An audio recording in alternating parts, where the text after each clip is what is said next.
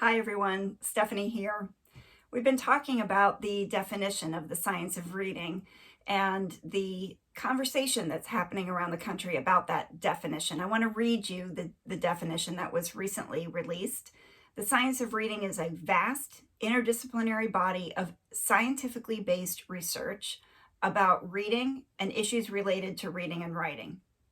This idea of a vast interdisciplinary body of research is really powerful. And it's one of the things that I hope as you're engaging with this definition that you're starting to get a sense of, that this is not one line of research, it's not one person's research, it's not one perspective that's represented, but really the findings that have converged across multiple researchers over time from multiple different disciplines that can inform your practice in the classroom. When we talk about the science of reading, we're not talking about something that is a settled group of studies. Science is always evolving and changing. New research is done all the time. And there is plenty about reading that we don't yet know. So there's lots of room for additional work to be done, and that work is happening all the time.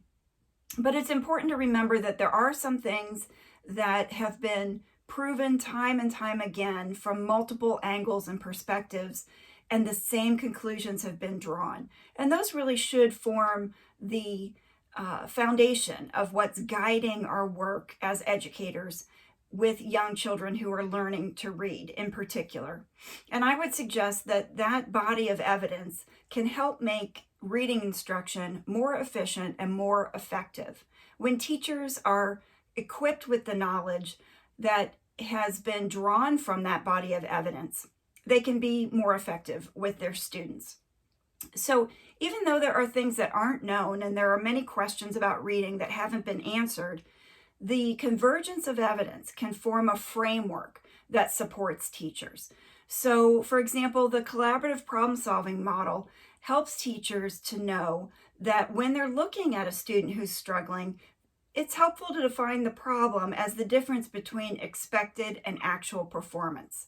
And the MTSS model can be helpful for helping teachers know that screening data gives that early warning system that can cause them to act in meaningful ways that can change outcomes for students.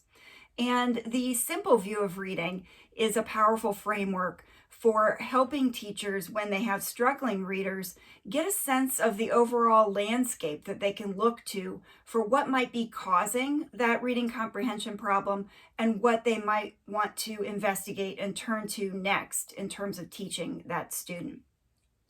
So we don't need teachers to become researchers, but we do need to do a better job in pre-service and in advanced graduate training of equipping all educators, teachers, and administrators, related service personnel in being better consumers of the research so that they can discern for themselves what practices are going to be most effective. Narrow the range, really, of what they want to do in the classroom and where they should go when students are struggling.